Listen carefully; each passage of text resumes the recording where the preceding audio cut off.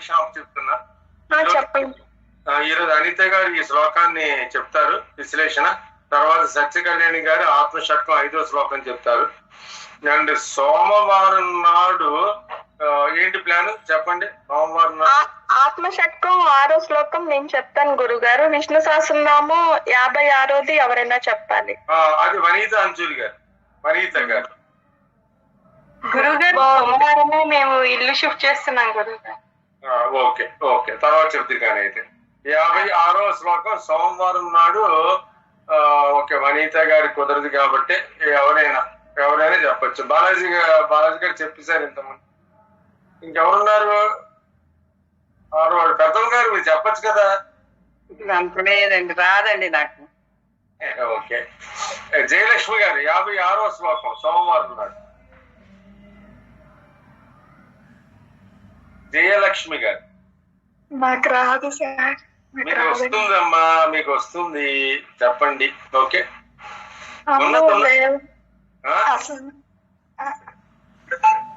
Please అండి. Okay okay. So సోమవారం నాడు నేను చేస్తాను, నేను చదువుతాను, ఆ రోజు డిసైడ్ చేస్తాను. ఓకే, అనిత గారు మీరు మొదలు పెట్టండి. శివోహం అండి. అందరికి శివోహం. నాకు నేను ఇదే ఫస్ట్ టైం ఇట్లా చెప్పడం. గుళ్ళు అట్లా చెప్పాను గాని ఇలా చెప్పటం ఇదే ఫస్ట్ టైం. మీ బిడ్డగా భావించి ఏదైనా తప్పులుంటే క్షమించండి అందరూ, మీ ఇంట్లో బిడ్డగా భావించి. ఓకే అండి. ఈ రోజు విష్ణు సహస్రనామ స్తోత్రం పరమాత్మ స్వరూపం 55వ శ్లోకం. విశ్లేషణ శాస్త్రి ఆత్రేయ ఆకుండి శ్రీనివాస శాస్త్రి గారు. గురుదేవుల పాద పద్మములపై నా శిరస్సు ఉంచి నమస్కరిస్తూ ఆజ్ఞ తీసుకుంటున్నాను. గురూజీ శివోహం. గురూజీ ఈ రోజు శ్లోకం 55వ శ్లోకం. జీవో వినయిత సాక్షి ముకుందో అమిత విక్రమ అంబో నిధిరనంతాత్మ మహోదీసయో అంతకః. జీవో వినయిత సాక్షి ముకుందో అమిత విక్రమ అంబో నిధిరనంతాత్మ మహోదీసయో అంతకః. ఈరోజు విందులో అర్థం జీవః జీవుడు, వినయిత సాక్షి జీవులు ఆచరించు ధర్మమునకు సాక్షిభూతుడు, ముకుందః ముక్తిని ప్రసాదించేవాడు, అమిత విక్రమ అమితమైన పరాక్రమము కలవాడు, అంబోనిధి అంబసులు అంటే దేవతలు, మనుషులు, పితరులు, అసురులు తనయందే గలవాడు, అనంతాత్మ అనంతమైన ఆత్మస్వరూపుడు, మహోదధిశయ అనంత క్షీరసాగరమున శేషతల్పంపై శయనించువాడు, అంతకః సర్వమును అంతము చేయువాడు.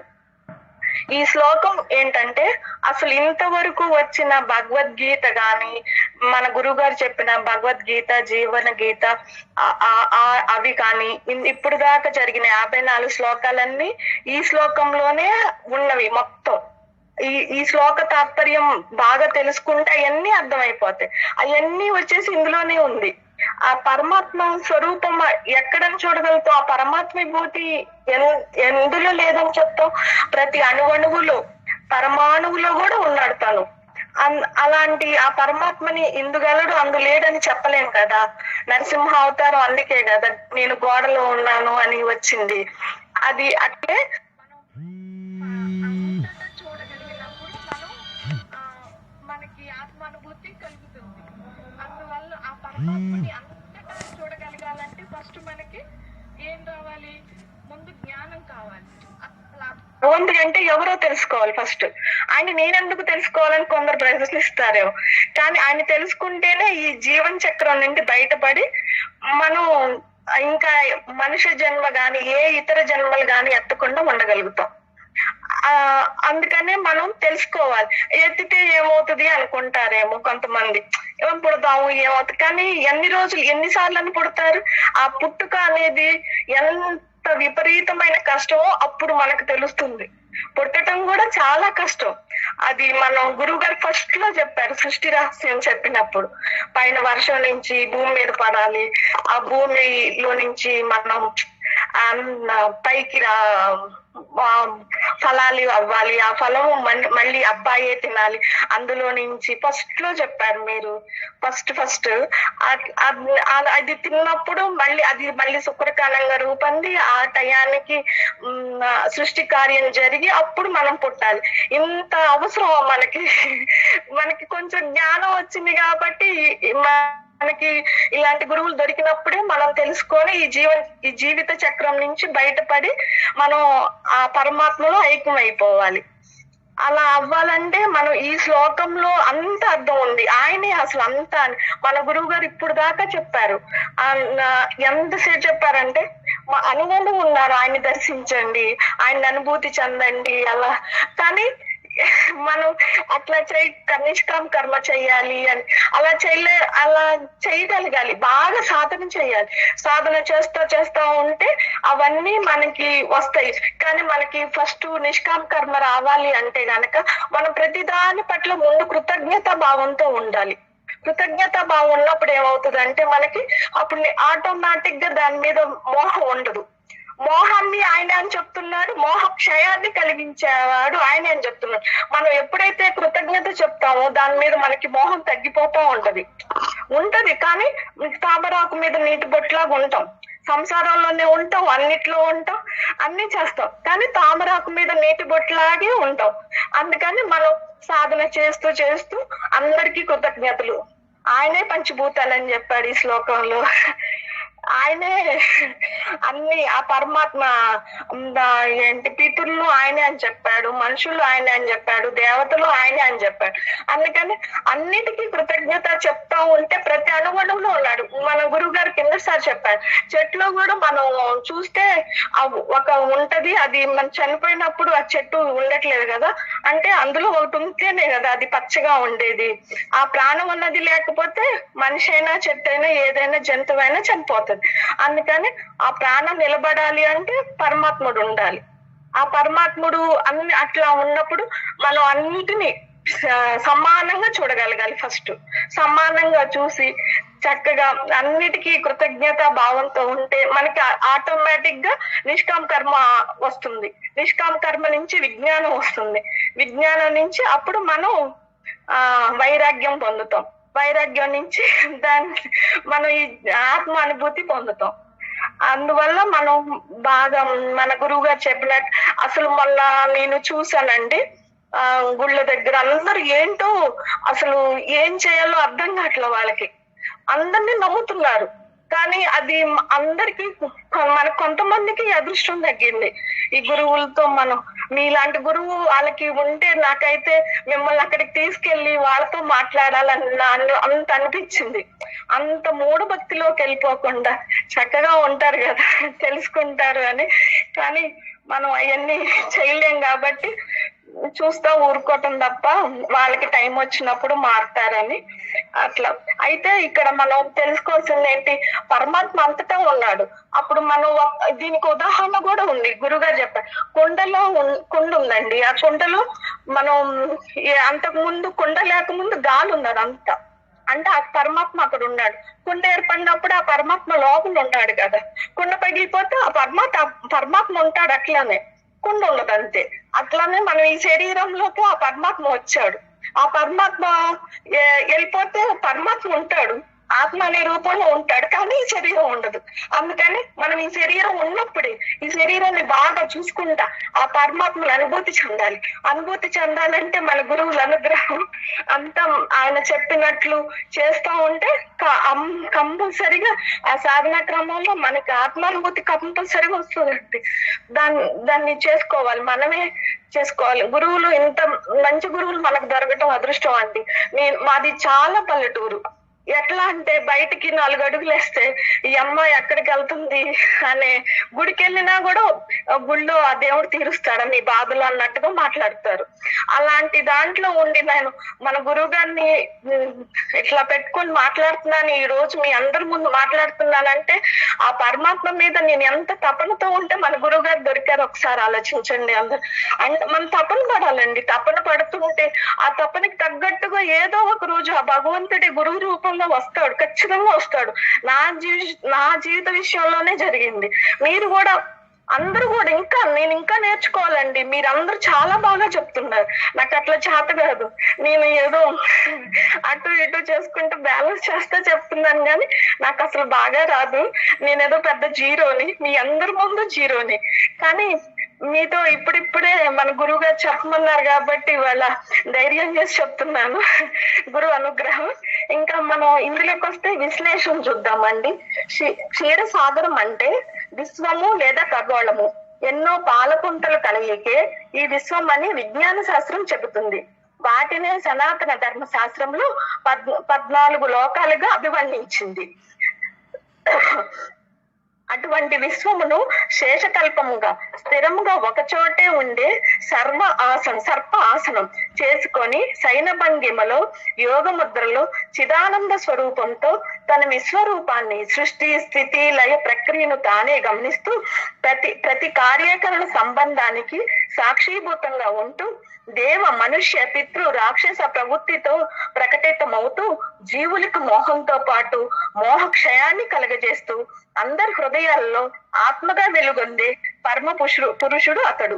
చూసారా, ఇక్కడ చెప్పేస్తాడు కదా, మోహాన్ని ఆయన ఇస్తున్నాడు, మోహ క్షయాన్ని ఆయన ఇస్తున్నాడు అని చెప్తున్నారు.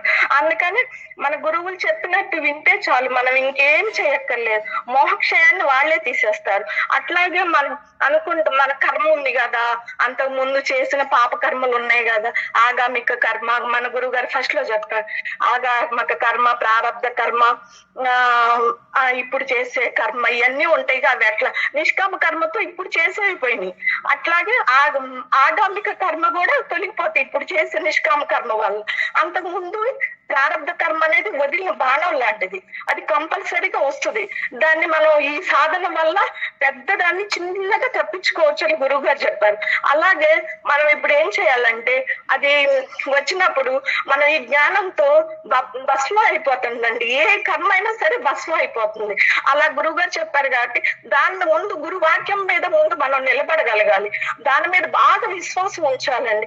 ఎంత తపన పడాలంటే, ఒక లోబి బంగారం కోసం ఎంత తపన పడతాడో, అక్కడ ఉందో లేదో అని ఎన్నిసార్లు చూసుకుంటాడో, అట్లా మనం కూడా అంత లోబిగా అంత ఇదిగా మనం మన గురువు గారి వాక్యాల మీద, గురు సాధన మీద అంత పెట్టాలండి. సాధన చెయ్యాలి.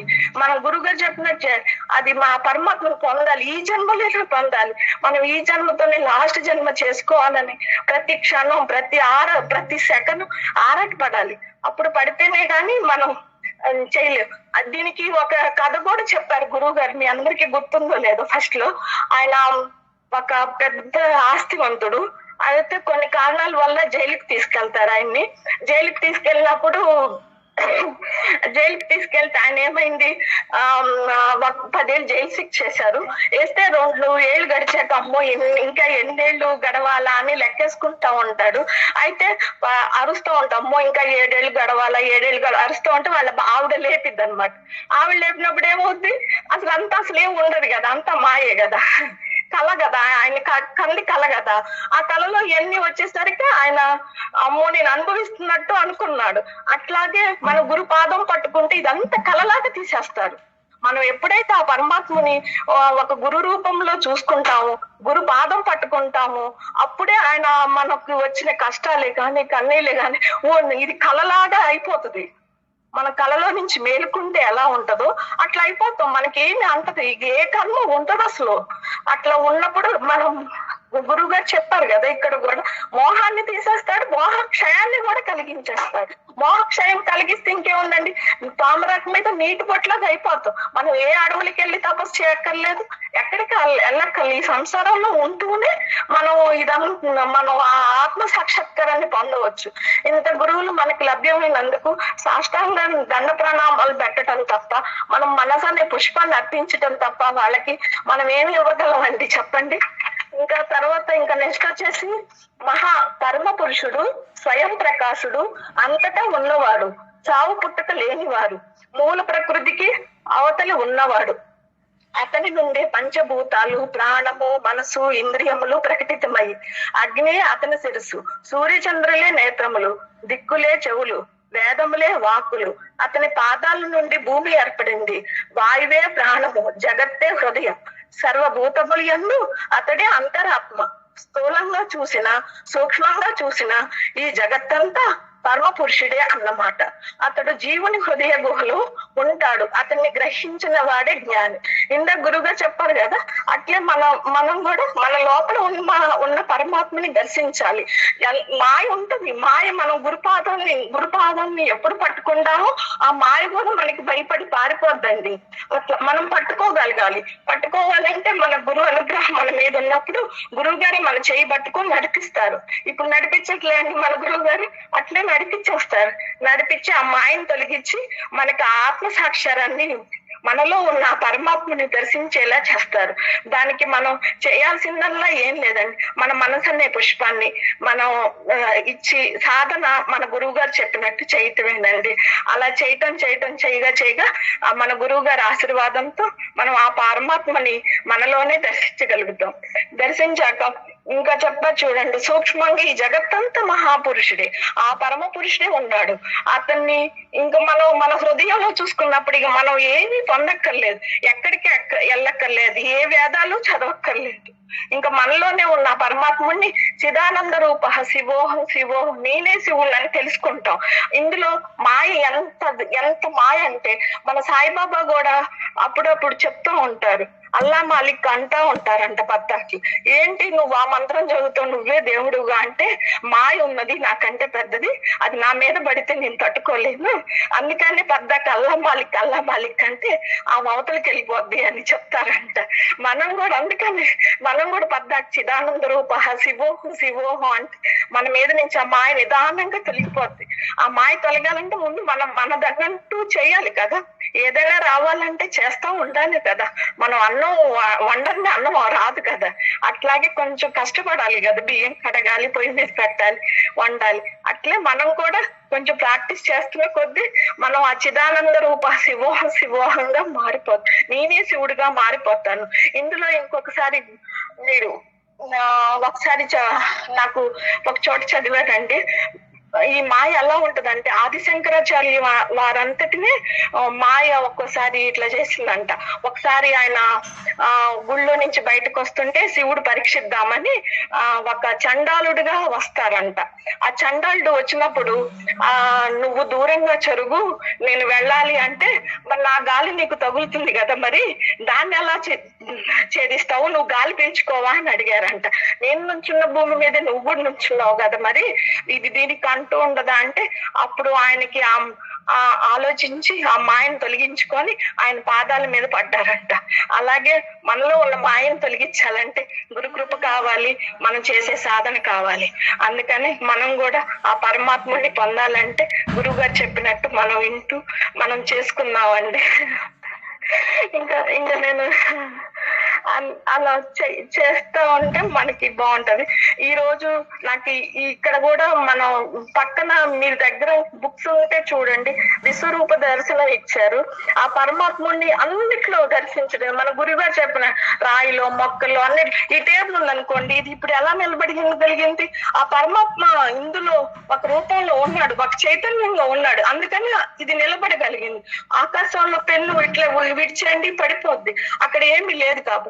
అంటే ఈ టేబుల్ నిలబడాలన్నా, బాటిల్ నిలబడాలన్నా, మనం నిలబడాలన్నా ఆ పరమాత్మ చైతన్యం ప్రతి వస్తువులో ఉందని చెప్తుంది. అంటే ప్రతి వస్తువుని కృతజ్ఞత భావంతో చూడాలి. కృతజ్ఞత భావంతో చూడంగా మనకి నిష్కామ కర్మ చేయగలుగుతాం. అందుకని నిష్కామ కర్మ వల్ల మనం ఆటోమేటిక్ గా మనం ఆ పరమాత్ముడిని పొందుతాం. ఇంకా కర్మ లేదు కాబట్టి మనం తామరాకు మీద నీటి బొట్టి లాగా మారిపోయి ఆ పరమాత్ముని పొందటానికి అర్హత సంపాదించుకోండి. అప్పుడే ఆ పరమాత్మ గురు రూపంలో వచ్చి మనల్ని తీసుకెళ్ళిపోతారు. గురువు గారు నేను ఇంకా ఏం చెప్పలేనండి, మీ పాదాల మీద నా శిరస్సు వంచి నమస్కరిస్తున్నాను.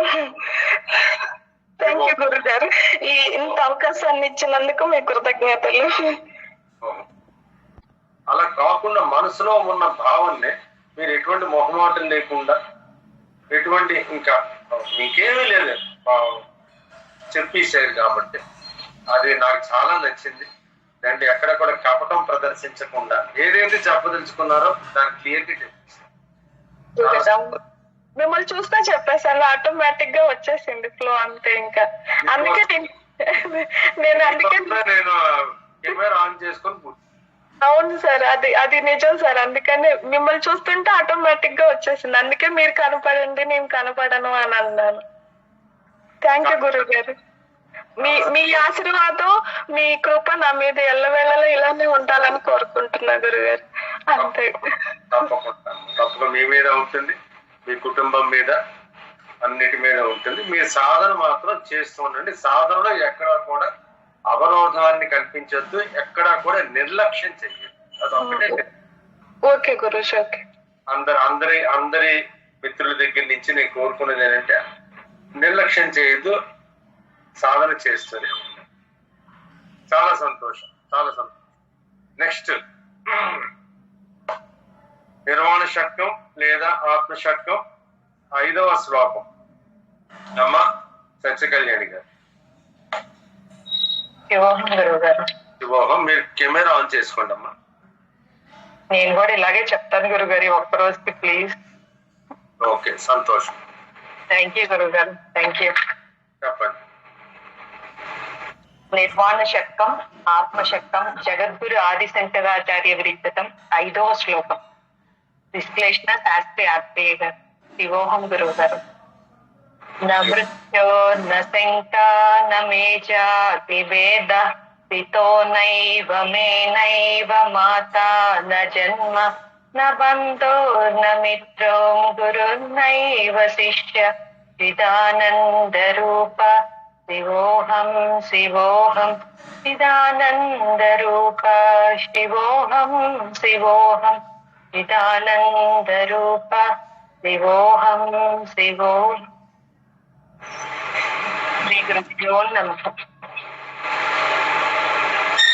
మొదటి శ్లోకంలో ఆదిశంకరాచార్యులు ఏం చెప్పారంటే మన పరమాత్మ స్వరూపం అనేది ఎలా వ్యక్తమైందో ఈ 6 శక్తాల్లోనూ చెప్పారండి. మొదటిది పంచభూతాలు, పంచేంద్రియాలు, పంచజ్ఞానేంద్రియాలు.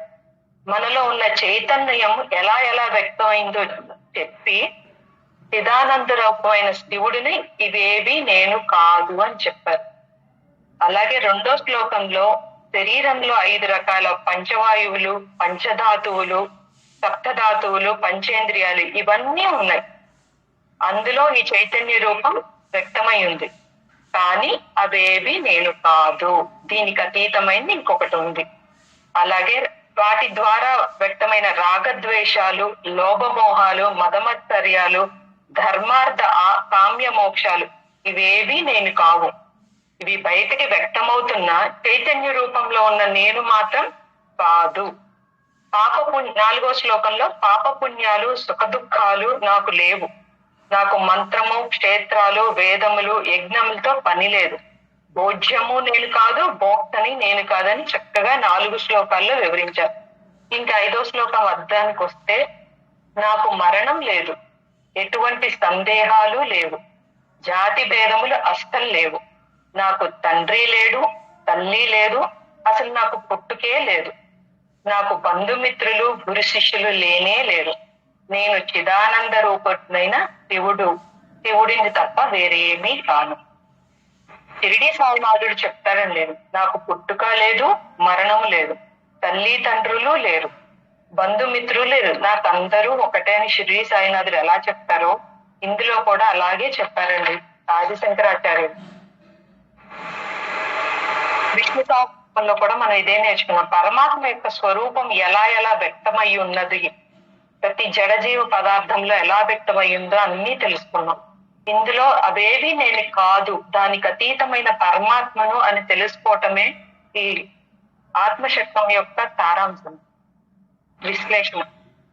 పరమాత్మ శాశ్వతుడని, సనాతనుడని, నిర్వికల్పుడని, నిరామయుడని, సర్వవ్యాపకుడని, ప్రతి జడజీవ పదార్థము పరమాత్మ స్వరూపమే అన్నది వేదాంతములైన ఉపనిషత్తుల సారాంశం. విష్ణులో మనం మొత్తం నేర్చుకుంది అదేనండి. ఆ పరమాత్మ యొక్క స్వరూపము ఎలా వ్యక్తమైంది, ఒక చైతన్య రూపంలో జడజీవ పదార్థంలో శాశ్వతంగా ఉంది. ముందుగా మన విచారణ ఎటువైపు సాగాలి అంటే పరమాత్మ విభూతి ప్రతి వస్తువులోనూ జడజీవ పదార్థంలో చూడటం మొదలు పెట్టాలి. ఆ జ్ఞానాన్ని పొందిన తర్వాత మనలో ఉన్న చైతన్య పటిక బెల్లము స్వతహాగా అది తీపి వస్తువే, కానీ దానికి అది తెలియదు, అది తీపి వస్తువు అని తనకి తెలియదు. కానీ బెల్లంతోటో లేకపోతే చక్కెరతోటో తీపి పదార్థమైన ఏదైనా ఒక వస్తువుతో కలిస్తే నేను తీపిగా మారిపోతాను అని చెప్పి భావన చెందుతూ ఉంటుంది. అది ఎంతసేపు వాటితో కలిసి ఉన్నా కానీ దానికి తీపి అనేది అంటుకోదు. అప్పుడు దానికి అది తెలియాలి, నేను ఒక తీపి వస్తువునే అని తన స్వతహాగా తెలుసుకున్నప్పుడు ఆ అజ్ఞానాన్ని పోగొట్టుకుంటుంది. అలాగే మనం దేహాదులు కాదు, మనం యథార్థ స్వరూపం ఆత్మయని తెలుసుకుంటే ఆత్మానంద స్వరూపాన్ని పొందగలుగుతాం. ఈ దిశగా మనం విచారణ సాగిస్తూ ఉండాలి. అందుకే సద్గురు ద్వారా నిరంతరం శాస్త్ర శ్రవణం విచారణ చేస్తూ ఉండాలి. పరమాత్మ ఎక్కడో ఎవరినో అంతు చిక్కని ప్రదేశంలో ఉన్నాడని, అతడు కనిపించడని, అతని దర్శనం దుర్లభమని, ఏ జడజీవ పదార్థం అతని స్వరూపం కాదని అనుకుంటూ పోతే అది అజ్ఞానానికి నిదర్శనమే అవుతుంది. అన్నిటినీ వాడుకుంటూ వాటి శక్తిని విమర్శించటం జీవుడు చేస్తున్న అన్యాయమే అవుతుంది. అంతే కదండి, పరమాత్మ ఎక్కడో ఉన్నాడు, ఏదో చేస్తారని చెప్పి మనం ఎక్కడెక్కడో వెతుకుతూ ఉంటాం.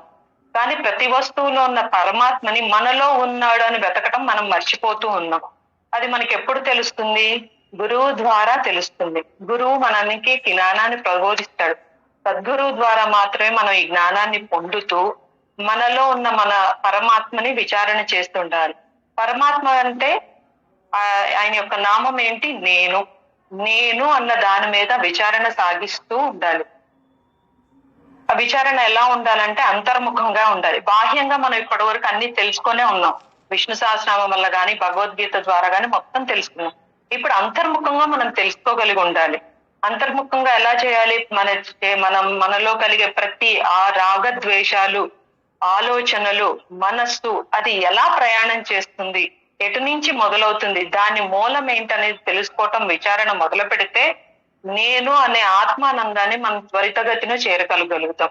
అవన్నీ ఎలా చేయగలమంటే గురువు చెప్పే విశ్లేషణలన్నీ మనం ప్రతి నిమిషం అవగతం చేసుకుంటూ ఉండాలి. మనలో మనమే విచారణ చేసుకుంటూ ఉండాలి. ఇక్కడ ఇంకో చిన్న ఎగ్జాంపుల్ అండి. ఒక గొప్పవారి ఇంట్లో ఒక చెక్క ముక్క మిగిలిపోయి ఉంటుంది. ఒక శిల్పిని పిలిచి ఆ చెక్కని ఏదైనా కృష్ణుడి బొమ్మగా తయారు చెయ్యి అని చెప్తారు. తను బయటికి వెళ్ళిపోతారు. తన ఇంట్లోకి వచ్చేసరికి ఆ కృష్ణుడి బొమ్మను అందంగా చెక్కేస్తాడు శిల్పి అన్నమాట. అప్పుడు అతను అడుగుతారు, ఇంత అందంగా ఎలా చెక్కగలిగావు అని. అప్పుడు శిల్పి చెప్తాడు, నేను అందాన్ని నింపలేదు, అది అందులోనే ఉంది, నేను కేవలం దానిపై ఉన్న వికారాన్ని తొలగించాను అంతే అని చెప్తాడు. వాస్తవం అంతే కదండి. ఆ రూపంలో పరమాత్మ ఎప్పుడూ నివసిస్తూనే ఉంటాడు. ఆయన ఏం చేస్తారు? పైన ఉన్న మాలిన్యాన్ని తీసేస్తే మాత్రం పరమాత్మ కనిపించాడు. అట్లాగే మనలో పరమాత్మ ఎప్పుడూ అలా ఉంటాడు. కానీ మనకి మాయ కమ్మేసి ఉంటుంది. ఆ మాయని, అహంకారాన్ని ఎప్పుడైతే తొలగిస్తామో అప్పుడు మనలో ఉన్న పరమాత్మ స్వయం ప్రకాశుడే మనకి తెలియపరుస్తూ ఉంటాడు. పరమాత్మ వైపు ఎప్పుడు ప్రయాణం చేస్తూనే ఉండాలి.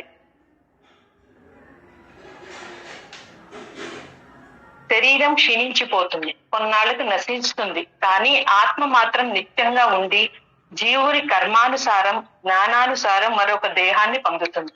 అంతేకండి, ప్రతి పదార్థము మార్పు చెందవలసిందే. గురువు గారు ఎప్పుడూ చెప్తుంటారు, ప్రతి జడ జీవ పదార్థం మార్పు చెందుతూనే ఉంటది. నిత్యమైంది, శాశ్వతమైంది ఆత్మ ఒక్కటే. ఆ ఆత్మ పరమాత్మ ధామానికి చేరవలసిందే. ఈ శరీరం కూడా ఎప్పుడో ఒకప్పుడు మట్టిలో కలిసిపోతుంది, విభూతిగా మారిపోతుంది. మనమేంటి, దీని మీద ఉన్న మోహంతో, ఈ చుట్టూ ఉన్న బంధాలు నాది నాది నాకు అన్న అహంకారంతో ఇందులో బందీ అయిపోయి ఉండిపోతాం. ఎప్పుడైతే ఈ జ్ఞానాన్ని పొందుతూ గురు సాంగత్యంలో ఉంటూ ఈ జ్ఞానాన్ని మనం నిరంతరం ఆపాదించుకుంటూ ఉంటే అప్పుడు మనకి తెలియకుండానే మనలో ఉన్న పరమాత్మ వ్యక్తమైపోతాడు. మనం ఎప్పుడైతే ప్రతి జడజీవ పదార్థంలో చైతన్యాన్ని చూస్తూ మొదలు పెడతామో ఆటోమేటిక్ గానే ఈ జ్ఞానం కూడా తెలియకుండానే మనం పొందుతూ ఉంటాం. కాకపోతే మనం విశ్లేషించుకోము. అది విశ్లేషించుకోవటం కనుక మొదలు పెడితే ఆత్మానుభూతి గురుగారు చెప్పినట్టు ఆత్మానుభూతి కొంత చాలా సులువుగా సంపాదించవచ్చు. ఎలాగైతే నీరు వాయువు ఏ వస్తువులో ప్రవేశిస్తే ఆ రూపం దాలుస్తుందో అలాగే ఆత్మ ఆయా భూతంలో ప్రవేశించి ఆయా రూపములను ధరిస్తుంది. ఎలాగైతే సూర్యుని కాంతి ఒక వస్తువుపై పడినప్పుడు ఆ వస్తువు ప్రకాశిస్తుందో అలాగే ఆత్మ ఒక ఉపాధిలో ప్రవేశించినప్పుడు ఆ ఉపాధి చైతన్యాన్ని పొందుతుంది. ఎటువంటి ప్రమేయం లేకుండా ఈ సృష్టి కార్యం జరిగిపోతుంది. అంతే కదండి. ఆత్మ ఈ శరీరంలో ఉన్నంత వరకు మనం ఎంతవరకు సాధన చేయగలుగుతామో అంతవరకు చెయ్యగలగాలి. ఎంతవరకు పరిపూర్ణంగా చేయగలగాలి. ఇప్పుడు గాలి నీరు ఉంది, ఏ వస్తువులో ఉంటే అలా ఇమిడిపోతుందో మనం కూడా అలాగా అనుక్షణం పరమాత్మ యొక్క ధామాన్ని చేరటానికి పరితపిస్తూ ఉండాలి. ఈ శరీరం మార్పు చెందుతుందే కానీ ఆత్మ ఎప్పుడూ మార్పు చెందదు, ఇంకో ఉపాధిని వెతుక్కుంటుంది. అప్పుడు కూడా మన సాధన పైకి ఎదగాలే గాని కిందకి పడిపోకూడదు. కిందకి పడ్డామా మళ్ళీ 82 లక్షల జీవరాశుల్లోకి వెనక్కి వెళ్ళిపోయి అజ్ఞానంతో ఉండిపోతాం. ఈ జ్ఞానాన్ని ఎప్పుడూ వదలకుండా అంటి పెట్టుకోవాలి. బాబా గారు చెప్తారు, తిరుగలి ఉంటుంది బాబా గారు, ఆయన ఎప్పుడూ తిరుగలి విసురుతూనే ఉంటారు. ఈ తిరుగల్లో పిడి ఏంటి? జ్ఞానం. తిరిగేదేంటి? మన ఆత్మ. అది ఎప్పుడు తిరుగుతూనే ఉంటది. జ్ఞానాన్ని ఎప్పుడైతే అంటి పెట్టుకొని ఉంటామో మన ఈ బందీకానంలో మనము తిరిగి మళ్ళీ పడిపోము, పరమాత్మ ధామానికి చేరుకుంటాము. ఈ ఆత్మశక్తం యొక్క విశ్లేషణ మొత్తం ఇదేనండి. అన్ని రూపాల్లో వ్యక్తమైన పరమాత్మ ఎలా ఎలా ఉన్నారో చూపిస్తూ, కానీ ఇవేవీ నేను కాదు, వీటికి అతీతమైన పరమాత్మని నేను అని చక్కగా ఆదిశంకరాచార్యులు చక్కగా వివరించారండి.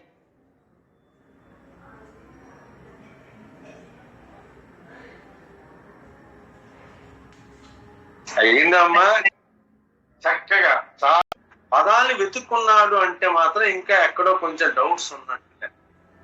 ఇప్పుడు వెతుక్కోవట్లేదు, ఎవరు వెతుక్కోవట్లేదు పదాన్ని. చెప్పదలుచుకున్నారని చెప్పేస్తున్నా. ఒకటి రాసుకున్నా, ఒక స్క్రిప్ట్ రాసుకున్నా, సత్య కళ్యాణ్ గారు ఈరోజు చెప్పినట్టు స్క్రిప్ట్ రాసుకున్నా సరే స్క్రిప్ట్ లో ఉన్న చదవలేదు ఆవిడ.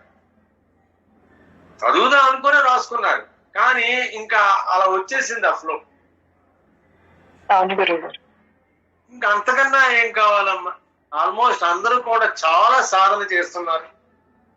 మనకి ఎంతమంది వస్తున్నారు అనేది ఇంపార్టెంట్ కాదు. మన ట్రూ జ్ఞానంలో ఎంతమంది విషయాన్ని అర్థం చేసుకున్నారు, ఎంతమంది సాధన చేస్తున్నారు, ఎంతమంది సత్యానికి దగ్గరగా వెళుతున్నారు అన్నది ఇంపార్టెంట్. చాలా చాలా సంతోషం.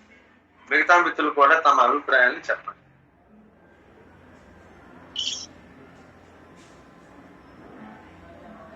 సత్య కళ్యాణ్ గారు మీరు చాలా బాగా చెప్పారు.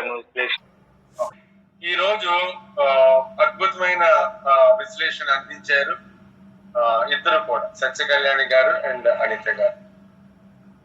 ఓకే, సత్య కళ్యాణి గారు చెప్పారు కాబట్టి ఇప్పుడు సత్య గారు చెప్పిన ఎగ్జాంపులే బాబా గారు ఇప్పుడు కూడా తిరగలి విసురుతూ దాంట్లో గోధుమలు కానీ ఇది కానీ పిండి విసురుతుంటారు. బాగా చెప్పారు. దీని వెనకాతల మన జాగ్రత్తగా అర్థం చేసుకోవాల్సింది ఏంటంటే సద్గురు చెప్పే విషయాలు ఎలా ఉంటాయి. తిరగల్లోని కిందది కాన్స్టెంట్ గా ఉంటుంది, అది తిరగదు. ఈ పైలు మాత్రమే తిరుగుతూ ఉంటుంది, అంతే కదా. ఇక్కడ కాన్స్టెంట్ గా ఉండేది ఏంటి? అంతే గురువు గారు, కాన్స్టెంట్ గా ఉండేది ఆత్మ. గురువు గారు తిరగదు, కింద తిరగదు. పైన ఉండే తిరగలి, పైన ఉండే రాయి మనసు. పైన ఉండే రాయి ఒక రకంగా మనం అని చెప్పచ్చు, లేదా మన మనస్సు అని చెప్పచ్చు. ఈ బయట నుంచి మన గింజలు వేస్తూ ఉంటాయి కన్నాల్లో. ఆ గింజలు అనేవి కోరికలు అన్ని కూడా. దీనికి ఒక పిడి ఉంటుంది, ఆ పిడిని మనం పట్టుకుంటాం, తిప్పేది మనమే. అంటే భగవంతుడే వీటన్నిటిని కూడా జీవుడు. ఇది తిరగలు కరెక్ట్ గా ఏదైతే తిరుగుతుందో అది జీవుడు అనుకోండి. దానికి ఒక పిడి అనేది ఉంటుంది, ఆ పిడిని పట్టుకున్నవాడు భగవంతుడు. అందుకోసం ఈ మనస్సు తిరుగుతూ ఉంటుంది, చంచలమైంది, చపలమైంది. దాంట్లో ఎన్నో ప్రవేశిస్తూ ఉంటాయి కన్నంలోని. అండ్ అది వాటికి లొంగకూడదు, దాని పిండిలాగా బయటికి పంపిస్తాం. అవి ఒక మనస్సులో ప్రవేశించినా సరే ఇది ఏం చేస్తుంది, దాన్ని పిండి చేసేసి ఆ పిండిని అంతా కూడా మనమేం చేయక్కలేదు, ఈ తిరగలే స్లోగా బయటికి తోసేస్తూ ఉంటుంది. గుడ్డ పెట్టుకొని తిరగలు పెట్టుకుంటే అది ఆటోమేటిక్ గా గుడ్డ మీద చుట్టుపక్కలంతా కూడా పిండి పడిపోతుంది. సో భగవంతుడు ఎప్పుడు కూడా ఆత్మానుభూతి పొందడానికి జీవుడు తన సస్వరూపాన్ని ఏదైతే కదలకుండా పెర్మనెంట్ గా ఉంటుందో దాన్ని పొందడానికి భగవంతుడు ఎప్పుడు కూడా తన చెయ్యి అందిస్తూనే ఉంటాడు. ఆ పిడికెల్ని అది ఏదైతే పిడి ఉంటుందో దాన్ని గట్టిగా పట్టుకుని ఉంటాడు. ఆ నమ్మకం మనకి పూర్తిగా విశ్వాసం కాదు. నడిపించేది ఆయనే, జీవులుగా వ్యక్తమయ్యింది ఆయనే, మనకి మాయ కల్పించింది ఆయనే. విష్ణు సహస్రనామం అనిత గారు చెప్పినట్టు అన్ని ఆయనే. నిజంగా చెప్తున్నారు బాబు, మనకి కష్టాలు ఇచ్చేది ఆయన, సుఖాలు ఇచ్చేది ఆయన, ఆనందాన్ని ఇచ్చేది ఆయన. అసలు జీవరూపంగా వ్యక్తమైందే తాను. సో ఈ రకమైన భావన ఒక అద్వైత భావన. ఎంత చక్కని భావన అంటే ఆ భావన మనం పొందుతూనే ఉండాలి. ఒక రకమైన ఆనందం అనేది కలుగుతూ ఉంటుంది. ఆ భావన ఎప్పుడైతే పొందామో మీ జీవితంలో ఎటువంటి ఎదురైనా, ఎటువంటి పెద్ద సమస్య ఎదురైనా ఒకేలాగా, ఎటువంటి ఆనందం కలిగిన, ఏదో మీరు అన్ఎక్స్పెక్టెడ్ గా ఏదో ఒక్కసారి భగవంతుడి ప్రసాదం ఒక్కసారి కురిపించేసిన మీ మీద అలాగే ఉంటుంది. సో పడరాని కష్టం వచ్చినా సరే అలాగే ఉంటాం, తెలియని ఆనందం వచ్చినా సరే అలాగే ఉంటాం. అది స్థిత ప్రజ్ఞత అంటారు. స్థిత ప్రజ్ఞలు అలాగే ఉంటారు. భగవంతుడు దాన్నే ఎక్స్పెక్ట్ చేస్తాడు. అన్ని నేను ఇస్తున్నాను, ఇదంతా కూడా నువ్వేంటంటే నీలో ఉన్న పరమాత్మ ఇవన్నీ ప్రసాదిస్తున్నాడు కాబట్టి దాన్ని వదలకూడదంటారు. దాన్ని గట్టిగా పట్టుకోవాలి. భగవంతుడు చెయ్యి అందిస్తాడు. కరావలంబం అని ఎప్పుడూ చెయ్యి అందించడానికి సిద్ధంగా ఉన్నాడు. లక్ష్మీ నృసింహ కరావలంబ స్తోత్రంలో, సుబ్రహ్మణ్య కరావలంబ స్తోత్రంలోని ఇదే, ఆయన రెడీగా ఉన్నాడు చెయ్యి అందించడానికి. వీటి వెనకాదిన అర్థం అది. ఆ చేతి మనం ఒక్కసారి గట్టిగా పట్టుకోవాలి. ఆయన ఎప్పుడు చాచే ఉంటాడు ఆయన చెయ్య. మనం ఇవ్వట్లేదు, ఆయన చేతిలో మనం చెయ్యి పెట్టట్లేదు. ఒక్కసారి మన చెయ్యిని ఆయన చేతిలో పెట్టేసి ఒక్కసారి షేక్ హ్యాండ్ లాగా భగవంతుడితో ఒక్కసారి షేక్ హ్యాండ్ ఇస్తే, మన రోడ్డు మీద కనబడిన ప్రతి వాడికి షేక్ హ్యాండ్ ఇచ్చేస్తాం, కానీ భగవంతుడికి మాత్రం షేక్ హ్యాండ్ ఇవ్వట్లేదు. అందుకే వివేకానంద బాధపడ్డాడు కదా, దారిని పోయే దానమ్మని నమ్మేస్తాం. ఎవడైనా చిన్న టీ ఇప్పిస్తే, చిన్న కాఫీ ఇప్పిస్తే థ్యాంక్స్ అని చెప్తాం. కానీ ఇన్ని ప్రసాదించిన భగవంతుడికి ఆయన ఎప్పుడు కూడా వేరుగా చూస్తుంది. ఈ వేరు కొంపటి ఎప్పుడైతే ఉందో అప్పుడు ఆనందానికి ఆస్కారం. భగవంతుడితో ఉమ్మడిగా ఉండాలి, భగవంతునితోనే ఉండాలి, భగవంతునితోనే నడవాలి. భగవంతుడు ఆలోచిస్తున్నట్టే మనం ఆలోచించాలి. భగవంతుడు చేసే పనులే మనం చేస్తూ ఉండాలి. ఇంకా అంతకు మించిన ధర్మం అంటూ ఏం లేదండి. అందుకోసమే ఎప్పుడు కూడా నేను ముందే చెప్తున్నా, సత్యాన్ని అంటిపెట్టుకున్న ధర్మానికి మాత్రమే మనుగడ ఉంటుంది. అదే మనకి అసలైన ధర్మ ఆచరణకి దారి చూపెడు. సత్యం పరమాత్మ, అక్కడి నుంచే ధర్మం వచ్చింది. మనం సత్యాన్ని గట్టిగా పట్టుకుంటే, చేతిలో చెయ్యి పెట్టేసి వదలకుండా పట్టుకుంటే ఆటోమేటిక్ గా ధర్మం అనేది ఆచరణ జరుగుతుందని. మిగతా విషయాలు, మిగతా ప్రపంచంలో ఎవరెవరు ఏం చేస్తుందో మనం ఒక్క నిమిషం పక్కన పెట్టారు, మనకు అవసరం లేదు. మన వరకు వచ్చేస్తే మాత్రం అటువంటి ధర్మాన్ని మనం ఫాలో అవ్వాలి. భగవంతుడు గాని ఏ ధర్మాన్ని అయితే సృష్టించాడు. అందుకని మహానుభావులు అందరూ కూడా ధర్మాన్ని ఆచరించారు, ధర్మాన్ని ఆచరించి చూపించారు. ధర్మం అంటే ఇది అని మనకి శ్రీరామచంద్రుడు క్లియర్ గా చెప్పేశాడు. యుగం మారింది, ద్వాపర యుగం వచ్చింది. ద్వాపర యుగంలో కొంచెం తేడాలు వచ్చాయి. ఒకే రూఫ్, ఒకే ఇంటిలో మంచివాళ్ళు చెడ్డవాళ్ళు ఉన్న రోజులు వచ్చేసాయి. అదే శ్రీకృష్ణుడు కూడా 2 రకాల ధర్మాన్ని అవలంబించవలసి వచ్చింది. ధర్మం మాత్రం ఒకటే, కానీ 2 రకాల ధర్మం ఏంటంటే శ్రీకృష్ణుడు చేసేది కౌరవులకు ఒకలాగా కనబడేది, అదే ధర్మం పాండవులకు ఒకలాగా కనబడేది. అలా జాగ్రత్తగా ఆలోచించాలి విశ్లేషణ ఈ పురాణాన్ని. శ్రీకృష్ణుడు రాయబారం చేసింది యుద్ధాన్ని తేడానికే. యుద్ధం తేకపోతే కౌరవులు ఎలాగ అంతమొందుతారండి? శ్రీకృష్ణుడు రాయబారం అంతా కూడా ఆయన మాట్లాడిన తీరు మన తిరుపతి వెంకట కవులు రాశారు కదా. తిరుపతి వెంకట కవులు దాన్ని బ్యూటిఫుల్ గా రాశారు. అన్ని సినిమాల్లో కూడాను తిరుపతి వెంకట కవులు రచించిన ఆ పద్యాలే ఉంటాయి. జెండాబే కబ్రాజ్ దగ్గర నుంచి ఇలాంటి కన్నలు 100 మంది ఒత్తులు సత్తులు, ఇంకా ఆ పద్యాలన్నీ తిరుగులేని పద్యాలు.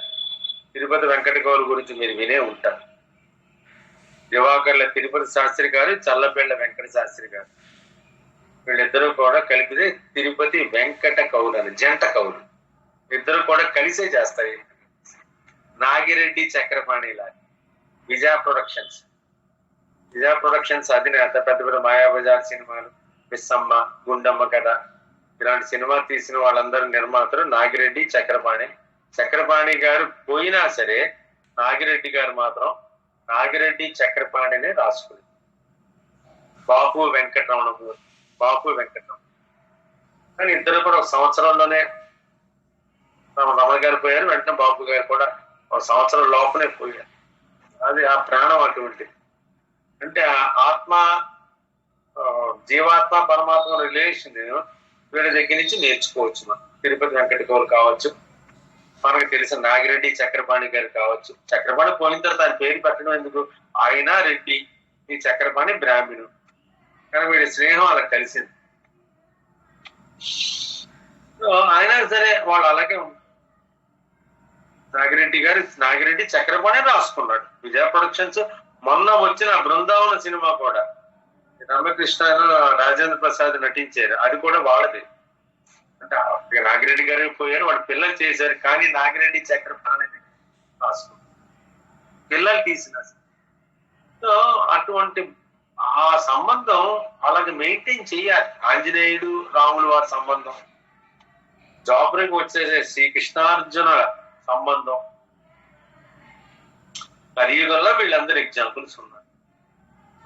ప్రతిదానికి ఎగ్జాంపుల్స్ లేరని కాదు, ఎంత ఉన్నతమైన స్థితిలో ఉన్నవాడు కూడా ఇంకా కలిసే ఉంది, జీవితాంతం కలిసి అలాగే బతికారు, అలాగే దేహాన్ని కూడా వదిలేశారు. ఈ ఆత్మ షట్కంలోని ఆ విష్ణు సహస్రనామ స్తోత్ర విశ్లేషణలోని కామన్ విషయం ఏంటి అంటే మాత్రం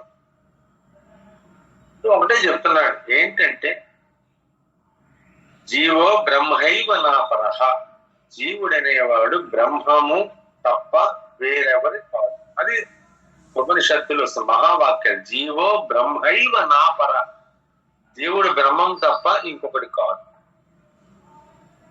దాన్నే ఎంత చక్కగా చిదానంద రూప శివోహం అని చెప్పి శంకరాచార్య అదే విషయాన్ని రమణ మహర్షి గారు చేసరికి నేనెవరు అన్నది తెలుసుకోండి. Simple logic. ఇవన్నీ కూడా ఒకే సూత్రం మీద ఆధారపడి ఉంటాయి. మాటలు వేరు కావచ్చు తప్ప డైలాగ్స్ వేరు కావచ్చు, కానీ ఇన్నర్ ఎసెన్స్ మాత్రం ఒకటి.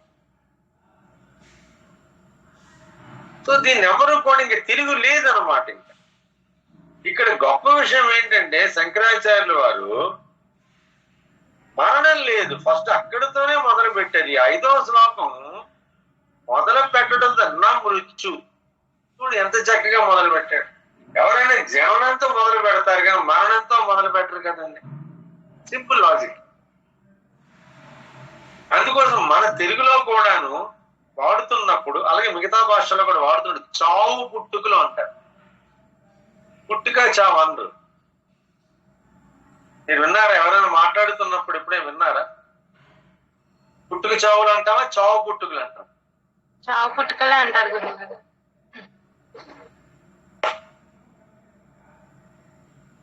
చావు పుట్టుకలు అంటాం. అంటే చావు అనేది తప్పదు, పుట్టుక అన్నది మాత్రం మన చేతుల్లో ఉంది. పుట్టినవాడు చావు గిట్టక తప్పదు. మళ్ళీ చావు తర్వాత పుట్టుక అనేది మన చేతి. పుడతావా లేదా అక్కడితో ఆపేస్తావా?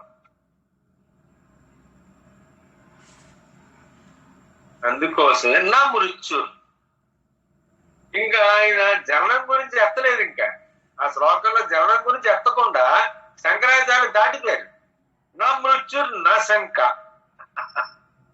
ఇంకా పుట్టుక నా జననం అని చెప్పలేదు ఆయన. చూడండి, అంటే వీళ్ళు ఎంత level, high level of spirituality, ఆధ్యాత్మికల్లో అత్యున్నత స్థితి. అటువంటి జ్ఞానాన్ని ఒక నిష్కామంగా, ఫ్రీగా మనందరికీ అందజేస్తాడు శంకరాచార్యులు. సాధారణంగా మృత్యు అన్న తర్వాత జననం అన్న పదం వస్తుందని చెప్పి మనం చూస్తాం. అబ్బాయి శంకరాచార్య జననం అన్న పదాన్ని పక్కకి తోస్తాడు. నా మృత్యు నా శంక. వెంటనే సంశయం దాకా వెళ్ళిపోయారు. ఏంటి ఏంటి ఆ లెవెల్ ఆఫ్ థింకింగ్ ఏంటి? నా మృత్యు నా శంక. నాకు మరణం లేదు, నాకు ఎటువంటి సందేహాలు లేవు. అంటే మరణం తర్వాత పుట్టుక వస్తుంది కదా, ఆ పుట్టుక వస్తుందన్న సందేహం కూడా నాకు లేదు. అంటే that is the ultimate. I have got to the such a state that I myself is the Shiva. So this is the extreme stage. And there is no thought of again giving a birth. And there is no question of rebirth. Rebirth అనే ప్రశ్న లేదు. శంకరాచార్యుల వారు clear గా చెప్పేసి శ్లోకం, నా మృత్యు నా శంక. నా మరణం లేదు, నాకు ఎటువంటి సందేహాలు లేవు. మిగతావన్నీ కూడా మానవుల కోసం చెప్పాడు ఆయన. ఫస్ట్ చెప్పింది మాత్రం హై లెవెల్ ఆఫ్ స్టేట్మెంట్. అది నాకు మరణం లేదు, నాకు సందేహాలు లేవు. ఆ ఫస్ట్ 2 పదాలు కూడా హై లెవెల్ ఆఫ్. మిగతావన్నీ కూడా మనుషుల కోసం చెప్పారు. జాతి భేదాలు లేవు. తండ్రి అంటే మానవులకే తండ్రి తల్లి ఒక గౌరవం, ఒక ఇది అది ఉంటాయి. ఓకే, తప్పదు, అది ఉండాలి. కానీ ఈ జన్మలో ఈమె నాకు తల్లి, ఈ జన్మలో ఆయన నాకు తండ్రి. వచ్చే జన్మలో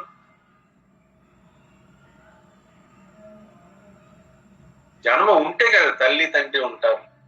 అటువంటి జన్మ లేని స్టేజ్కి వెళ్ళాలన్న ఉద్దేశంతో శంకరాచార్యుల వారు ఈ పదాలు చెప్పారు. నేను మనం అంటున్నాం, గురువులు లేరు, శిష్యులు లేరు. అంత సాక్షాత్ జగద్గురువు ఆయన. ఆయన అన్నాడు ఇక్కడ గురువు లేదు, శిష్యుడు లేదు అన్నాడు. గురు శిష్యులు లేనే లేదు. నా బంధుర్ నా మిత్రం గురుర్ నైవ శిష్య. అంటే సహనావతు సహనో భునక్తు అన్న స్టేజ్కి ఆయన వెళ్ళిపోయారు. ఇంకా గురువు శిష్యుల సంబంధం కాదు ఇక్కడ. ఇక్కడ మిత్రులు కింద. అందుకోసం మిత్రులు అన్న పదం పూజ్య గురుదేవులు నాకు ఆజ్ఞాపించారు కాబట్టి నేను ఎట్టి పరిస్థితిలో కూడా నేను మిత్రులు అనే పదమే వాడమన్నారు, అదే వాడతాను. శంకరాచార్యులు వారు చెప్పింది అంటే ఇక్కడ గురువు శిష్యులు కాదు, కృష్ణార్జున్ లాంటి రిలేషన్ ఉండాలి. గురు శిష్యుల మధ్యలో కృష్ణార్జునులాగా ఉండాలి. అది శిష్యుడు పొరపాటు తప్పుగా అర్థం చేసుకుంటే వాడే పతనం అయిపోతాడు. గురువు మారడు. శిష్యుడు అమ్మో ఏంట్రా గురువు గారు ఎంత క్లోజ్ అయిపోయారు, నాకు ఎంత నా స్నేహితుడిగా ఉంటారని చెప్పి పొరపాటున మరి తీసుకోనంత వరకు కూడా చనువు తీసుకుంటే అది పరీక్ష కింద పెడతాడు గురువు. ఎక్కడైనా అద్వైతం పనిచేస్తుంది తప్ప గురు శిష్యుల మధ్య అద్వైతం పనికి రాదు. గురువుకి అంతా అద్వైతం గెలిపాడు ఆయన, రెండోది లేదు ఒకటే. కానీ శిష్యుడు కూడా అద్వైతానికి వెళ్ళాలి. గురువులాగా శిష్యుడు రిఫ్లెక్ట్ అవ్వాలి. అంతవరకు కూడా గురు శిష్యుల మధ్య అద్వైతం పనికిరాదు. గురువు వేరు శిష్యుడు వేరుగానే చూడాలి. ఒక్కసారి గురువు యొక్క స్టేజ్ కి శిష్యుడు ఎప్పుడైతే చేరుకున్నాడో, అలాగే జీవుడు పరమాత్మ స్థితికి చేరుకున్నాడో, శివోహం స్థితికి చేరుకున్నాడో, అప్పుడు రెండోది లేదు, ఉన్నది ఒకటే. గురువు దీని పరీక్ష కింద పెడతాడు. అందుకోసం నేను కృష్ణార్జునులాగా ఉన్నప్పటికీ కూడా ఆంజనేయుడు రాముడిలాగా దాసుడు ప్రభువు కింద భావించిన, ఈయన బావా బావా అంటూ తిరిగిన కృష్ణార్జునులు ఇద్దరు కూడా బావా బావా అంటూ తిరిగినా సరే ఆ రిలేషన్ అనేది అలా కంటిన్యూ అవుతుంది. అంటే దాస్యం సఖ్యం, దాస్యం ఉన్నా పర్వాలేదు, సఖ్యం ఉన్నా పర్వాలేదు, కానీ అల్టిమేట్ స్టేజ్ మాత్రం ఆత్మ నివేదన. ఆత్మ నివేదన తన ఆత్మ గురువుకి అప్పచెప్పాడు. గురువు ఎప్పుడైతే శిష్యుడు యొక్క ఆత్మను స్వీకరించాడో, పరమాత్మ ఎప్పుడైతే జీవాత్మ యొక్క ఆత్మను స్వీకరించాడో ఒకటి కింద మారిపోయింది. నవవేద భక్తుల్లో అల్టిమేట్ స్టేజ్ ఆత్మ. మిగతాదంతా కూడా తతంగం. మిగతా ఫస్ట్ 6 ఏవైతే ఉన్నాయో అది సాధనా ప్రక్రియ. శ్రవణం, కీర్తనం, స్మరణం, వందనం, పాదసేవనం, అర్చనం, ఇవన్నీ కూడా ఏంటంటే భగవంతుడంటే ఏమిటో అర్థం కానప్పుడు చేసే ప్రక్రియ. భగవంతుడంటే పూర్తిగా అర్థం కాని పరిస్థితిలో చేసే ఈ ప్రక్రియలు 6: శ్రవణం, కీర్తన, స్మరణం, వందనం, పాదసేవనం, అర్చనం. భగవంతుడంటే ఏంటో పూర్తిగా అర్థమైనప్పుడు అప్పుడు దాస్యం అనేది మొదలవుతుంది. భగవంతుడు అనేవాడు పూర్తిగా అర్థమైతే కదా దాస్యం చేస్తాం. ఎవరు దాస్యం చేస్తావు? ఎవరికైతే దాస్యం చేస్తున్నావో యజమాని ఎవరైతే ఉన్నాడో వాడి మీద నీకు పూర్తిగా అవగాహన ఉండాలి. అప్పుడే నువ్వు దాస్యం చేయగలవు. లేకపోతే ఈ దాస్యం అంతా కూడా ఒక ఊహ కిందే ఉంటుంది, ఒక ఇమాజినేషన్ కిందే ఉంటుంది. ఆంజనేయుడు ఇమాజినేషన్ తో రాముల వారికి దాస్యం చేయలేదు. రాముడు అంటే ఏమిటో పూర్తిగా గ్రహించాడు, రామతత్వాన్ని గ్రహించాడు. ఆ రకంగా దాస్యం, ఆ దాస్యం అప్పుడే దాని దాస్యం అంటారు. భగవంతుడు అర్థమైన తర్వాత మనం చేసేదాన్ని దాస్యం అంటారు. అదే భక్తులందరూ కూడా ఆ దాస్యం లెవెల్కి వెళ్ళారు. ప్రహ్లాదుడి దగ్గర నుంచి, చాగయ్య దగ్గర నుంచి, అన్నమయ్య దగ్గర నుంచి, రామదాసు దగ్గర నుంచి, అండ్ మన భాగవత దీక్షితులు వాళ్ళందరూ కూడా ఆ లెవెల్కి దాస్య స్టేజ్కి వెళ్ళారు. అంటే భగవంతుడు అంటే అర్థం చేసుకుని ఆయన దాస్యం చేశారు. కొంచెం దీంట్లో ద్వైతం ఉన్నప్పటికీ కూడా ఒక డిఫైన్డ్ ద్వైతం ఉంది. అందుకే విశిష్టాద్వైతం రామానుజాచార్యులు పెట్టారు. నువ్వు ఏ స్టేజ్కి వెళ్ళాలంటే పరమాత్మను పూర్తిగా గ్రహించిన పిదప నువ్వు ఆయన దాస్యం అయ్యావు. అందుకే విశిష్ట అద్వైతంలో కూడా ద్వైతానికి అద్వైతాన్ని మధ్యన ఈ డిఫైన్డ్ అద్వైతం ఉంది, విశిష్టాద్వైతం. Defined monoism, defined non dualism, దాన్ని విశిష్టాద్వైతం రామానుజాచార్యులు పెట్టారు. పూర్తి ఇంకా ఆల్మోస్ట్ ఇంకా దాస్యం స్టేజ్కి వెళ్ళిపోయారు రామానుజాచార్యులు. రామదాసు కావచ్చు, అందరు ఆడవాళ్ళందరూ కూడా ఆ స్టేజ్కి వెళ్ళిపోయి దాస్యం చేసుకున్నారు. అంటే ఏంటంటే వీని దృష్టిలోని నేను భగవంతుడు దాస్యం చేస్తున్నానన్న భావన ఉండొచ్చేమో తప్ప భగవంతుడి దృష్టిలో మాత్రం ఈయన నాకన్నా వేరు కాదు. భగవంతుడు మాత్రం ఈయన నేను ఒకటే అని భావిస్తాడు ఆ స్టేజ్ లో. అందుకోసం రామానుజ రామునికి సోదరుడు, చాలా బ్యూటిఫుల్ గా పెడతారు. ఆయన రామదాసుడు, ప్రహ్లాదుడు ఎప్పుడు ఆహ్లాదంగా ఉంటాడు, విష్ణునామ స్మరణతోని ఎప్పుడు సదా. అందుకని ఆ పేరు పెట్టాడు నారదుడు. ఆయన నారదుడే పెట్టాడు ఈ పేరు ప్రహ్లాదుడు. ఎప్పుడు ఆహ్లాదంగా ఉంటాడు. ఎప్పుడు ఆహ్లాదంగా ఉన్నాడు. గొప్ప, అంతకన్నా గొప్ప ఏం కావాలి. అవి అందరూ కూడా ఈ వెనకాతల పేర్లు పెట్టడం కూడా ఇది దీని వెనకాతలు ఉన్నాం. త్యాగమే తెలుసు, క్షేత్రయ్య. అన్ని క్షేత్రాల్లో కూడా ఆయన ఒకటినే దర్శించాడు. అది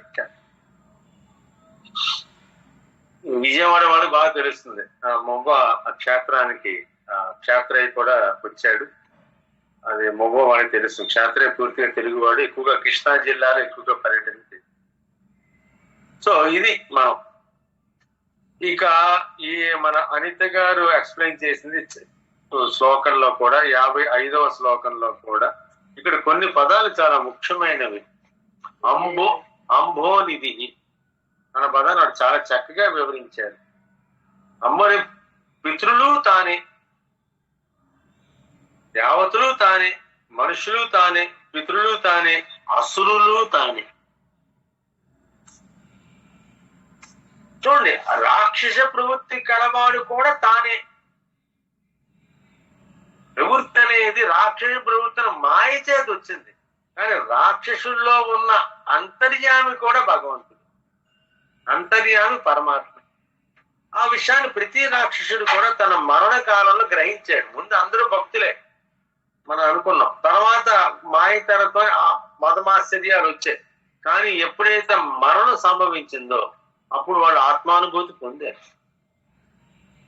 అందుకోసం వాడు ఎవరో కాదు, ద్వారపాలకులు, విష్ణుమూర్తి యొక్క ద్వారపాలకులే ఏవో కొన్ని శాపాల వల్ల ఇక్కడ పుట్టారు.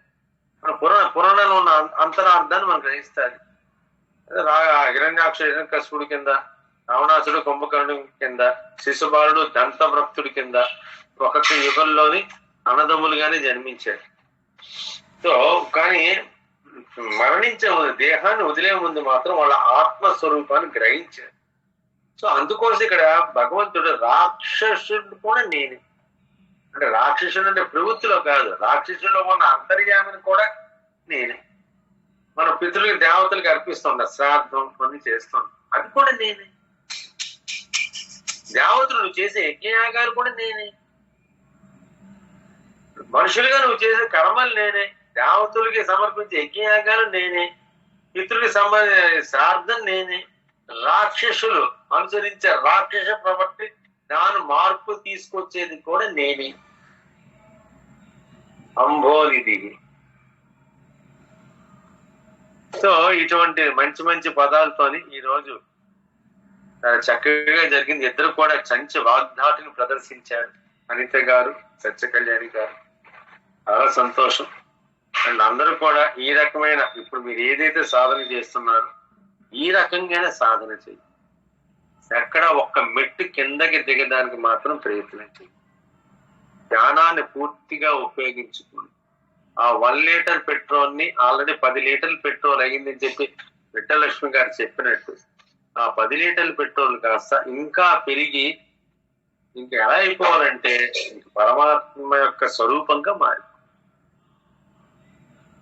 సాధన చేస్తాం. బయటికి మీరు ఎలా కనబడినా, బయటికి మీ ఉద్యోగాలు ఎలా ఉన్నా, మీ యొక్క కర్తవ్యాలు ఎలా ఉన్నా సరే, ఈ తపన అనేది మనసులో జరుగుతుంది. అది ఇంపార్టెంట్. రావణాసుడు కుంభకర్ణుడు అంతా కూడా మనసులో భగవంతుడి మీద ప్రేమ ఉన్నప్పటికి కూడా బాహ్యంగా మాత్రం రాక్షసత్వాన్ని ప్రదర్శించారు. మనమేం చేస్తాం చేస్తే బాహ్యంలోని భావంలో కూడా పరమాత్మ తత్వాన్ని ప్రసన్న. అక్కడ లోపల మదన పడుతున్న, బయటికి మాత్రం రాక్షసత్వం ప్రదర్శన, లోపల మాత్రం ఆత్మతత్వం అలాగే ఉంది. భయపడుతూనే ఉన్నారు. ఒక రకమైన భగవంతుని మీద భక్తి ఉంది. కానీ ఇక్కడికి వచ్చేసరికనే బాహ్యాలు మాత్రం బాహ్యమందు భావమందు కూడా పరమాత్మగానే మనల్ని మనం అనుకుందాం, అనుభూతి పొందాం. ఇది సాధనలో ముఖ్యమైన విషయం. ఈ రకంగానే సాధన చేయండి. త్వరలో అందరం కూడా ఆత్మానుభూతికి పొందుదాం. అంతకన్నా ఇంకేం కావాల్సింది. ఏమంటారు మిత్రులారు? అండ్ 5 ప్రశ్నలు అడిగాను. ఈరోజు టైం ఎంత అయింది? ఆల్మోస్ట్ 9 అయిపోతున్నది. కాబట్టి నేను ఈరోజు వాట్సాప్ లో అడిగిన, ఓకే, ట్రూలో నేను పెట్టిన వాటికి నేను పరిశీలిస్తాను, క్లియర్ చేస్తాను. ఈ 5 ప్రశ్నలకు కూడా మన సోమవారం నాడు దీని యొక్క ఆన్సర్ తెలుసుకుందాం. ఈ లోపల మీరు కూడా ప్రిపేర్ అవ్వండి. ఆల్రెడీ మీ దగ్గర ఉంది, ఈ సరుకు అంతా ఉంది, జ్ఞానం అంతా ఉంది. ఎందుకు అడిగానంటే మీ దగ్గర నేను సమాధానం తెలుసుకోవాలి. తెలిసే ఉంటాయి మీకు, నేను అడిగిన 5 ప్రశ్నల సమాధానం మీరు ఆల్రెడీ అన్వేషించారా లేదా? ఈరోజు పొద్దున వాట్సాప్ లో అడిగిన ప్రశ్నలకు సమాధానం అన్వేషించారా? అన్వేషించాం గురువు గారు. అందరి దగ్గర రెడీగా ఉందనే విషయం నాకు తెలుసు. ఉందా లేదా? ఈ ఆత్మ కదా అదే గారు మనం మొదటి నుంచి నేర్చుకుంటున్నాం కదా గురువు గారు. ఎగ్జాక్ట్లీ. అందుకు ఆ సమాధానం మీ దగ్గర ఉంది. నేను మిమ్మల్ని పరీక్ష కోసం చెప్పి అడిగాను. ఆ సమాధానం మీ దగ్గర ఉంది అంటే ఇంక అంతకన్నా నాకు ఆనందం ఏమీ లేదు. అంతకన్నా ఇంకేం కావాలి నీకు? పరమాత్మ ఎవరు? మీరు శివోహం గురువు గారు, మీరు ప్రశ్నలు పెట్టినప్పటి నుంచి దానికి మీరు ఎన్ని రకాలుగా ఆన్సర్స్ చెప్పారో వాటి వైపు మనసు వెళ్ళిపోయింది ఆటోమేటిక్ గా.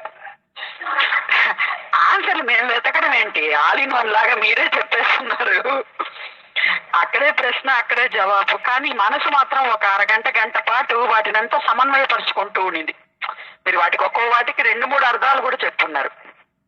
సో అవన్నీ కూడా సమన్వయం చేసుకుంటూ ఉండింది. 1 గంట పాటు దాంట్లోనే తిరగలిగింది. నిజంగా ఇలా ప్రశ్నించడం కూడా చాలా మంచి సాధన అనిపించింది గురువు గారు.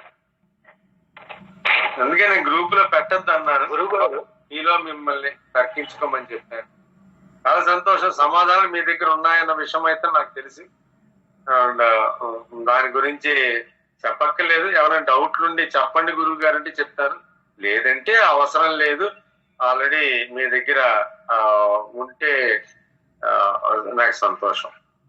ఉంటే నేను ఎత్తద్దు. పరమాత్మ ఎవరు? ఒక్క సెకండ్ లో అడుగుతాను, సమాధానం చెప్పేయండి. పరమాత్మ ఎవరు? సత్యనారాయణ బలిశెట్టి గారు. సర్వవ్యాప్తమైన చైతన్యమే పరమాత్మ. Very good, excellent. అంతటా అన్నింటిలో అన్ని కాలాల్లో బ్యూటిఫుల్. నెక్స్ట్, జీవుడు పరమాత్మ ఒకటేనా? సత్య కళ్యాణి గారు. ఒకటే గురువు గారు. ఇరువురిలో ఉపాధిలో తేడా ఉన్న చైతన్యాంశం మాత్రం ఒకటి. అవును గురువు. Excellent excellent. జీవుని దేహంలో పరమాత్మ నిజంగా ఉన్నాడా? త్రినాథరావు గారు వెంటనే టక్. చెప్పండి సార్. జీవుని దేహంలో పరమాత్మ నిజంగా ఉన్నాడా? ఉన్నాడు సార్. జీవుడి దేహంలో పరమాత్మ నిజంగా ఉన్నాడు. అంతే చాలు, అంతవరకే. దేవాలయం అనే జీవుని దేహంలో ఆత్మస్వరూపంగా ఉంటాడు పరమాత్మ. దేవాలయం అనే జీవుని దేహంలో ఆత్మస్వరూపంగా ఉంటాడు పరమాత్మ. ఇది కంపల్సరీ. ఎస్. ఆత్మే భగవంతుడా? బాలమూరి శ్రవంతి గారు, ఆత్మే భగవంతుడా? అవును గురువు గారు, ఆత్మే భగవంతుడు. ఎందుకు? ఆత్మ కంటే భిన్నంగా ఉంటే భిన్నమైనది వేరేది. కాలేడు. అవును గురువు గారు, ఉన్నది ఒకటే ఆత్మ అంతటా. భిన్నంగా ఉంటే, ఈ జాగ్రత్తగా రండి మొక్క, ఆత్మ కంటే భిన్నంగా ఉంటే అతను పరమాత్మే కాదు. ఆత్మే పరమాత్మ.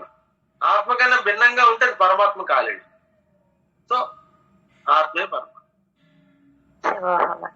భగవంతుడికి ఆకారం లేదా? మన వేణుగోపాల్ గారు, భగవంతుడికి ఆకారం లేదా? అంతటా అన్నింటా ప్రతి జడజీవ పదార్థంలో ఉన్నాడు కదా. ఎగ్జాక్ట్లీ. అంటే దానికి ఎగ్జాంపుల్ భగవంతుడి ఆకారం లేదా అంటే లేదు. పరిమళానికి ఆకారం లేదు కానీ పువ్వుకు ఉంది కదా. వేణుగోపాల్ గారు, పువ్వు ఉంది. అవును గురుగారు, పువ్వుకు ఉంది కానీ పరిమళానికి లేదు గురుగారు. కాబట్టి దాని యొక్క నిరాకారుడు గురుగారు. చెప్పండి చెప్పండి చెప్పండి. నిరాకారుడు, గుణాతీతుడు, సాకారుడు కూడా. అవసరమైతే సాకారంగా వ్యక్తం అవుతాడు కూడా. అదే జీవుడు.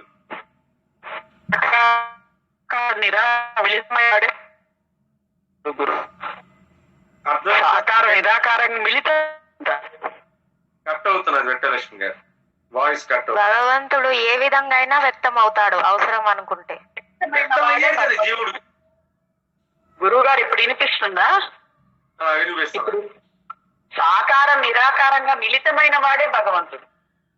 పువ్వుగా సాకారము, పరిమళంగా నిరాకారము, రెండు మిళితమైతేనే భగవంతుడు. జీవుడిగా రూపం లేదని చెప్పడానికి లేదు. అన్ని రూపాలు ఆయనవే, రూపానికి అతీతుడు ఆయన. అదే కదా గురువు గారు విశ్వరూప సందర్శనం అంటే, అన్నింట్లో భగవంతుణ్ణి చూడగలగాలి. అవును. ఇంకో విషయం మీరు మర్చిపోవట్లేదు. జీవుడు ఎవడు?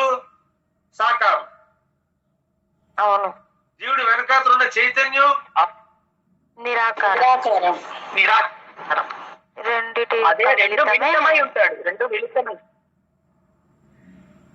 ఎప్పుడు కూడా సాకార నిరాకారాలు మిళితంగానే ఉంటాడు భగవంతుడు. కట్టెలో నిప్పు ఉన్నట్టు, పువ్వుకి పరిమళం ఉన్నట్టు, నీరుకి రుచి ఉన్నట్టు, అగ్నికి మండే కూడా ఉన్నట్టు. కానీ శాశ్వతమైనది నిరాకారమైనదే. ఇంకా అదే చెప్తున్నా, ఆ నిరాకారం, నాలో ఉన్న నిరాకారాన్ని తెలుసుకోవడమే నా ప్రయత్నం. సాకారంగా వ్యక్తమైన నేను నాలో నిరాకారంగా ఉన్న చైతన్యాన్ని అనుభూతి పొందడమే శివోహం. అర్థమైందండి? అవును గురువు గారు, అర్థమైంది. అప్పుడు నాకు పరమాత్మకి తేడా లేదని అనుభూతి పొందాలి. అనుభూతి పొందనంతసేపు కూడా నేను జీవుడు అన్న భావన ఉంటుంది, పరమాత్మ వేరన్న భావం ఉంటుంది. ఎప్పుడు అనుభూతి పొందారో ఉండదు. సో పరిమళానికి ఆకారం లేదు, పువ్వుకి ఉంది కదా.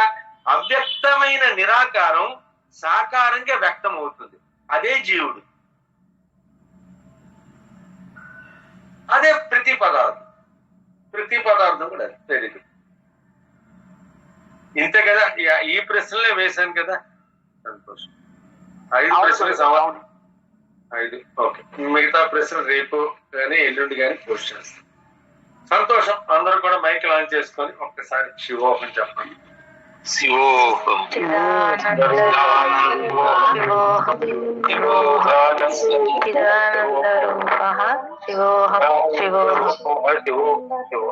శివోహం గురువు గారు.